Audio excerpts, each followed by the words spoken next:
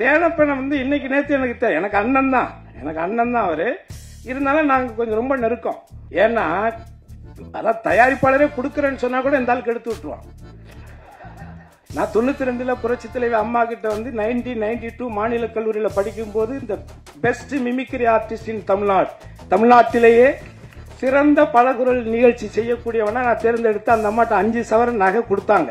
அதுக்கப்புறம் துண்டு துண்டா வெட்டி வித்துட்டான். அது வேற.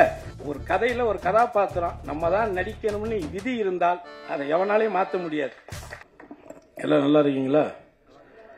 ரொம்ப மகிழ்ச்சி உங்க எல்லாரையும் சந்திச்சது. ஏற்கனவே நம்ம அந்த சல்லியர்கள் படத்தோட விழாவில் தம்பி தயாரிப்பாளர் வந்திருந்தாரு. தம்பி அன்னைக்கு பேசும்பொழுது எப்படி பேசினாரோ அதே தான் இன்னைக்கும் பேசியிருக்காரு.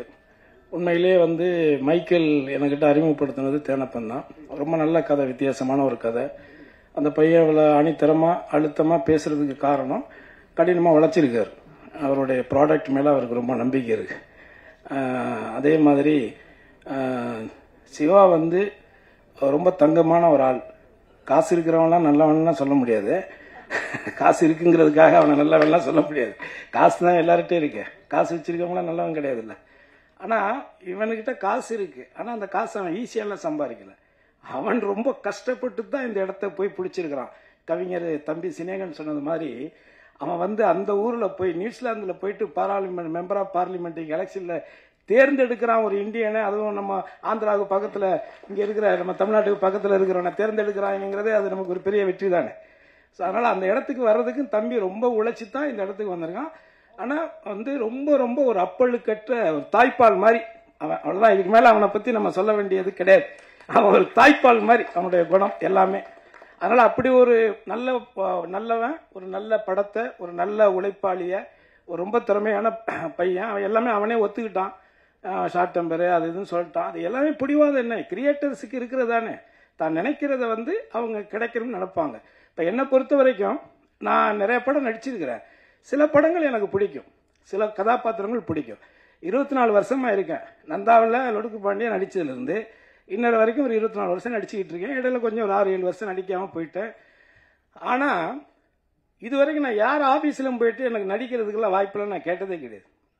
ஏன்னா எப்போ நம்ம அந்த வேலையை செஞ்சிட்டோம்னா அதுக்கப்புறம் நம்ம நடிக்கவே முடியாது. நம்மளை யாரும் கூப்பிட மாட்டாங்க. சினிமாவில் மட்டும்தான் நடக்கும். நம்ம ஒரு காமெடியனாக இருப்போம், இல்லை ஒரு கேரக்டர் ஆர்டிஸ்டாக இருப்போம். நம்ம கூட உட்காந்து சரக்கு போட்டுக்கிட்டு இன்னொரு ஆர்டிஸ்ட்கிட்ட கேட்பாங்க டேட்டு. நம்ம பக்கத்தில் உட்காந்துருப்போம். ரொம்ப வலிக்கும் அது. ஆனால் அதெல்லாம் நான் பார்த்துருக்கிறேன், நிறைய பார்த்துருக்கிறேன். அதெல்லாம் தேனப்பனே பண்ணுவான். என்ன அதில் என்ன இருக்குது? ஏன்னா தேனப்பனை வந்து இன்னைக்கு நேற்று எனக்கு அண்ணன் தான் அவரு. இருந்தாலும் நாங்கள் கொஞ்சம் ரொம்ப நெருக்கம் 2 பேரும். ஏன்னா அதான் தயாரிப்பாளரே கொடுக்கறேன்னு சொன்னா கூட இந்த ஆள் கெடுத்து விட்டுருவான். தயாரிப்பாளர் சரிப்பா நல்லா, அதாவது நான் சொல்றது ரொம்ப வருஷத்துக்கு முன்னாடி உங்களுக்கு தெரியும். நான் பாடகராக இருந்து ஒரு கானா பாடகர் அப்படிலாம் இருந்துதான் நான் கிராமிய பாடகராக இருந்துதான் வந்தேன். கே சுரேகுமார் சார் ஒரு படம் நாட்டாமன்னு ஒரு படம் எடுத்தாங்க, உங்களுக்கு நான் வரும். அதுல நாட்டாம பாதம் பட்டா நல்ல வெள்ளாம விளையும்படின்னு ஒரு பாட்டு இருக்குல்ல, அந்த பாட்டு நான் தான் பாடினேன். சிற்பி சார் மியூசிக்ல நான் தான் பாடினேன். அதுக்கு வந்து எனக்கு பாட வச்சுட்டு திருப்பி அவங்க கொஞ்சம் ஏதோ ஒரு இது கமர்ஷியல் ஏதோ ஒன்று சொல்லிட்டு அனுப்பிச்சிட்டாங்க. ஆனால் அந்த காசு பேட்டா கொடுக்கறதுக்கு 100 ரூபாய் 150 ரூபாய் என்ன 200 ரூபா கொடுக்குறாரு. இவர் தான் அதுக்கு மேனேஜர். நான் சொன்னேன், நான் தான் பாட்டு பாடல, நானும் வந்து உங்கள்கிட்ட வாய்ப்பு கேட்டேன். நீங்க தானே என்ன கூப்பிட்டீங்க, என் வாய்ஸ் நல்லா இருக்குன்னு. அப்போ 500 ரூபா குடியான்னு சொல்லி தான் சண்டை போட்டு வாங்கிட்டு போனேன் 500 ரூபாய் இவர்கிட்ட. அதனால இந்த சினிமா உலகம்ங்கிறது இப்படித்தான். இங்க வந்து அவ்வளவு ஈஸியா யாருடைய திறமை யாரும் இது பண்ணிக்கிறது இல்லை. என்னை பொறுத்தவரை என்னன்னா, ஒன்னும் வாய்ப்புகள் வரணும், வரலன்னா வாய்ப்புகளை உருவாக்கிக்கணும். நான் உருவாக்க தெரிஞ்சிடும். ஏன்னா நான் என்ன அப்படித்தான் உருவாக்கிட்டேன். ஏன்னா இந்த விழாவில் இருக்கக்கூடிய இசையமைப்பாளர் ரகு இருக்காருல்ல, நாங்க ரொம்ப க்ளோஸ் நண்பர்கள். ஒரே இடத்துல ஒரு வித்து போன இங்கிட்டு தான் வடப்பள்ளியில அந்த பாளையக்காரத்து அந்த ஏரியா, அதான் உனக்கும் தெரியுமே. இங்க நிறைய பேர் என் கூட டிராவல் ஆனவங்க நிறைய பேர் இருக்காங்க. வேற வேற முகத்துல வேற வேற அடையாளத்துல உட்கார்ந்து இருப்பாங்க. சில பேர் ஏதோ ஒரு கோவத்துல கூட இருப்பாங்க. சாப்பிட்ட இடத்துல கொஞ்சம் கம்மியா போட்டிருப்போம். ஏதோ ஒன்று நடந்திருக்கும், ஏதாவது ஒன்று நடந்திருக்கும். எதுவுமே இல்லாமல்லாம் இங்க இல்ல, பெரிய டிராவலிங் இருக்கு. 21 வருஷத்துல ஒரு பத்திரிகையில நல்லா என்ன எழுதலைங்கிறதுக்கெல்லாம் நான் சண்டையெல்லாம் போட்டிருக்கிறேன். வீடுக்கெல்லாம் போயிருக்கிறேன். ஏன் அவ்வளவு உழைச்சிருக்க அந்த படத்துல சும்மா இவரும் மற்றும் பலரும் இருக்கிறாருன்னு என் பேர் எழுதுறிய. சோ அந்த மாதிரி.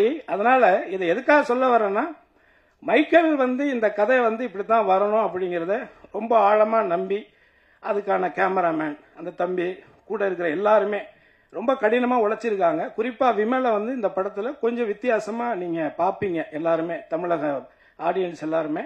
அது வந்து இயக்குனருடைய ஒரு பார்வை தான். அதுக்கு வந்து அவர் அடாப்ட் பண்ணிக்கிட்டார். அவர் வந்து அவர் சொல்ற மாதிரி விமல் கூட இதான் முதல் படம். இன்னொன்னு எனக்கு ஒரு சின்ன அது சினிமாவில் அதை சொல்ல அது எப்படி வேணாலும் எடுத்துக்குவாங்க, பரவாயில்ல, நமக்கு தோன்றதை சொல்லிடுவோம்.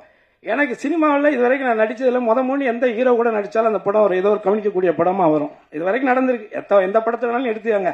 நான் கடைசியாக நடிச்ச ஜிவி பிரகாஷ் கூட நடிச்ச படத்துல இருந்து அதர்வா கூட நடிச்ச படம், யாரு கூட நான் மூணு நடிக்கிறேனோ அது வில்லன்ல அஜித் சார் கூட நடிச்சா இருக்கட்டும், விஜய் கூட திருமலையில் நடிச்சதா இருக்கட்டும், இப்படி எந்த நடிகர்கள் கூட நான் மூணு போய் ஒர்க் பண்ணேன்னா அது எனக்கும் அந்த ப்ராஜெக்ட்டுக்கும் ஒரு ஹெல்த்தியா தான் அமைஞ்சிருக்கு இது வரைக்கும். இது இந்த படத்துல நான் எதுக்கு இதை சொல்ல வந்தேன்னா, நான் எந்த அலுவலகத்துக்கும் போயெல்லாம் எனக்கு வாய்ப்பு கொடுங்க நான் கேட்டதே கிடையாது. ஆனால் ஒரு கதை கேட்டுட்டு அந்த கேரக்டர் நான் நடிப்பேன்னு நான் அதுக்குள்ள நிறைய யோசிச்சு ஆசைப்பட்டுட்டு அந்த கதையை என் பையன்கிட்டையும் சொல்லி என் ஒய்ஃப் கிட்டையும் சொல்லி சூப்பரான ஒரு கேரக்டர் கிரேஸ் அது கிடைச்சதுன்னா, ஒரு நடிகனா நம்ம செத்ததுக்கு அப்புறம் 4 படம் காட்டுவாங்கல்ல, அதுல ஒரு படமா இது இருக்கும் கிரேஸ் அப்படின்னு நான் என் ஒய்ஃபு கிட்டையும் என் பையன்கிட்டையும் நான் சொன்னேன். ஆனால் திடீர்னு பார்த்தா அதுல நான் இல்லை, திடீர்னு இல்லைன்ட்டாங்க. ஒரு 1.5 வருஷம் டிராவல் பண்ணிட்டேன் நான். அந்த இதுல அந்த கொரோனாவில் அடிபட்டவன் தானே நானும். திண்டுக்கல்ல ஹோட்டல் ஆரம்பிச்சு அதுல 2 கோடி ரூபா போச்சு அந்த கொரோனா டயத்துல தான். கொரோனாவில் இவன் மட்டும் பாதிக்கப்படலை, எல்லாருமே பாதிக்கப்பட்டான், உலகமே பாதிக்கப்பட்டுச்சு. ஆனா அதுல எனக்கு ஒரு நல்ல நடந்துச்சு. அந்த கொரோனா டயத்துல தான் இன்னைக்கு சிவகங்கையில் இருக்கிற தோட்டத்தை நான் உருவாக்குனேன். அங்கதான் உட்காந்து அந்த கதையும் தம்பிக்கிட்ட கேட்டேன். ஸோ அப்போ அந்த கதை திடீர்னு பார்த்தீங்கன்னா வேற ஒரு கம்பெனி, வேற ஒரு நடிகர் அப்படின்னு போயிருச்சு. அப்போ என் பையன்கிட்ட மறுபடியும் சொன்னேன், என்னடா ஆசைப்பட்டோம் கிடைக்கல. பட் ஆனால் ஒரு கதையில ஒரு கதாபாத்திரம் நம்ம தான் நடிக்கணும்னு விதி இருந்தால் அதை எவனாலையும் மாற்ற முடியாது. அது மட்டும் ஆணித்தரமான ஒரு உண்மை. அதே விஷயம்தான் இங்க இப்போ நான் சொல்றது விஷயம் வந்து வேற இருந்தாலும் கூட கான்பிடன்ட், நம்பிக்கை மட்டும்தான் வாழ்க்கை. என்ன அது நம்ம மேல நம்ம நம்பிக்கை வைக்கலன்னா அப்புறம் என்ன இருக்கு? அதனால என் பொண்டாட்டிகிட்ட சொல்லுவேன், இன்னும் வீடு கட்டல, நேற்று வந்து நடிகர்லாம் வீடு கட்டியிருக்காங்க, நீ இன்னும் வீடு கட்டல ஒன்னும் கட்டலன்னு சொல்லிட்டு இருக்கிறா. ஆனா அவள்கிட்ட நான் சொன்னேன், சாஸ்திரி பவன் கவர்னர் இருக்காருல்ல, சாஸ்திரி பவன் கருணாசி மேல பட்டா மாறணும்னு விதி இருந்தா அது நடக்கும் கிரேஸ். அதனால நீ ஒண்ணு பெருசா ரொம்ப எதுக்கு கவலைப்படாத, அது நடக்கும்னா நடக்கும் அப்படின்னு. அதனால முதல்ல இந்த விழாவுக்கு வந்திருக்கக்கூடிய தம்பி சினேகன், தம்பி ரோபோ சங்கரை பார்த்தோன்னா கை கொடுத்தேன். அண்ணா பழைய மாதிரி ஆயிட்டனா அப்படின்னு சொன்னான். உண்மையிலே எனக்கு வந்து எனக்கு ரொம்ப பழக்கம் நெருக்கம், என்ன மாதிரி ஒரு மேடை கலைஞனா இருந்து வாழ்க்கையில ஜெயிச்சவன். அதனால அவன் இடையில உடம்பு சரியில்லாம போனதெல்லாம் ரொம்ப கஷ்டமா இருந்தது. ஆனா அவனுடைய வில் பவர் வந்து மீண்டும் அதுல இருந்து இன்னும் ஓப்பனா சொல்ல போனா மரணத்தை வென்ற ஒரு மனிதனா தான் இவனை நான் அப்ப பாக்குறேன். உண்மையில அது ரொம்ப சந்தோஷம். அதே மாதிரி அண்ணன் செந்தில்நாதன் எனக்கு 9 வருஷம் பழக்கம். ஸோ இங்கே இருக்கக்கூடிய தம்பி விமல் கூட நான் ஒர்க் பண்ணியிருக்கேன். நடிகை கூட எனக்கு சீன் இல்லை, பட் நான் இப்போ தான் உங்களை பார்க்குறேன். வாழ்த்துக்கள் தேவை பண்ண சொல்லிட்டு பங்காளி, அடுத்த தம்பி இயக்குனர் பிரபாகரன். அதே மாதிரி உங்கள் படம் நான் இன்னும் பார்க்கல, நான் நிறையா சொன்னாங்க, கடவுள் சித்தியம் நான் பார்க்கல, நான் பார்த்துட்டு உங்களை மீட் பண்ணுறேன். ஸோ எனிவே ரொம்ப நேரம் ஆயிடுச்சு. நான் உங்ககிட்ட இந்த இடத்துல நான் கேட்டுக்கிறது, தேனப்ப ஆரம்பிச்சது தான். ஏன்னா அப்போ நானும் ஈசி மெம்பராக இருந்தேன் ப்ரொடியூசர் கவுன்சிலில். அந்த பிரச்சனை நடக்கும் பொழுது அது சொன்னது தேனப்பன் சொன்னது உண்மை, அதுல மாற்று கருத்து கிடையாது. அந்த நேரத்தில் நான் ஏன் அதை சொல்றேன் அப்படின்னா, நான் இடைப்பட்ட கொஞ்ச நாள் நான் இல்லை, நான் வெளிநாடு போயிருந்தேன். ஆனா வந்து நான் இன்னைக்கு நடிகர் கருணாசை தெரியும், லொடுகு பாண்டிய தெரியும், கானா பாடகரை தெரியும், கிராமிய பாடகரை தெரியும், ரகுநந்தன் தங்கியிருந்த அதே இடத்துல நானும் தங்கியிருந்தேன். கிட்டத்தட்ட நான் அப்பவே வந்து ஒரு 250 கேசட்டுக்கு மேல போட்டிருக்கிறேன். ஒரு கேசட்டுக்கு 10 பாட்டுனா கூட 250 பாட்டு கம்போஸ் பண்ணியிருக்கிறேன். அதையும் தாண்டி மியூசிக்கும் பண்ண ஒரு 4-5 படம். ஆனா என் சக நண்பரா ஒரு துறையை தேர்ந்தெடுத்து நல்ல நல்ல படங்களா சொன்னது மாதிரி சினேகன் சார் சொன்ன மாதிரி அந்த மெலடி பாடல்கள் ராஜா சாருக்கு பிறகு அது ரொம்ப ஈர்ப்பா, அது நம்மள மாதிரி கிராமத்து மக்களை வந்து இளைஞர்களை ஒரு தட்டி எழுப்பக்கூடிய ஒரு நுட்பமான ஒரு இசையமைப்பாளரா இன்னைக்கு என்னுடைய நண்பன் இருக்கக்கூடிய அதே மேடையில் அவர் இசையமைச்சிருக்கக்கூடிய அந்த படத்துல நானும் ஒரு நல்ல கதாபாத்திரம் பண்ணியிருக்கோங்கிறது ஆல்மோஸ்ட் ஒரு 30 இயர்ஸ் 30 வருஷமா ஒரே சும்மா ஒரு தெரியல ஹார்மோனியத்தை வச்சுட்டு அவரும் வாசிச்சு நானும் பொட்டியை வச்சு வாசிச்ச காலங்களும் இருக்கு. ஏன்னா இன்னைக்கு பாக்குற தலைமுறைகளுக்கு என்கிட்ட என்னென்ன இருக்குன்னே தெரியாது.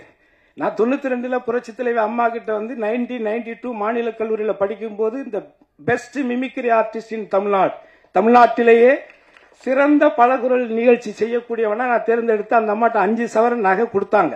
அதுக்கப்புறம் துண்டு துண்டா வெட்டி வித்துட்டோம், அது வேற. பட் ஆனா வாங்கி இருக்கிறோம். அதுக்கு அதே மாதிரி சென்னாரெட்டி, பீஷ்ம நாராயண் சிங், அலெக்சாண்டர், இந்த கவர்னர்கள் உங்களுக்கு ஞாபகம் இருக்கும். அவங்க கிட்ட எல்லாம் நான் அவார்டு வாங்கியிருக்கிறேன். ஏன்னா பல திறமைகளை இங்க இந்த இடத்துக்கு சும்மா எல்லாம் இங்க வந்து உட்காரல, ஓசியில எல்லாம் நம்ம இந்த இடத்துக்கு வரல. அடுத்து ஒரு ஏஜுக்கு மேலையும் உழைச்சிக்கிட்டே இருக்க முடியாதுல்ல. அதனால நாம உண்மையாக இருந்தால், எந்த ஒரு வேலையிலையுமே நம்ம உண்மையாக இருந்தால் அந்த உண்மைக்கான ஊழியம் நிச்சயமாக கிடைக்கும். அதை யாராலும் தடுக்க முடியாது. ஆக இந்த படத்துக்காக உண்மையா உழைச்சிருக்கக்கூடிய என்னுடைய தம்பி சிவா, அதே மாதிரி சுந்தர், அவன் ஆஸ்திரேலியாவில் இருக்கான், அவன் இங்க இருந்தான். அவன் ஒரு அற்புதமான ஒரு பையன். நாங்க எல்லாருமே ஃப்ரெண்ட்ஸ். இப்ப இந்த கோவில் இருக்கான், அவன் என் தம்பி தான். மூத்தவன் தாமு இன்னைக்கு திருநெல்வேலி போயிருக்கான். சோ நாங்க எல்லாரும் தான் இந்த படம். இங்க இருக்கக்கூடிய அவர் எப்படி இயக்குனருடைய நண்பர்கள் எல்லாரும் சொல்றாங்களோ, அவரை விட எனக்கு இங்க இருக்கிறவங்களும் நண்பர்கள், இங்க இருக்கக்கூடிய நீங்களே எனக்கு நண்பர்கள். ஏன்னா என்ன கிட்ட எந்த ஒளியும் முறையும் கிடையாதுங்கிறது உங்களுக்கு தெரியும்.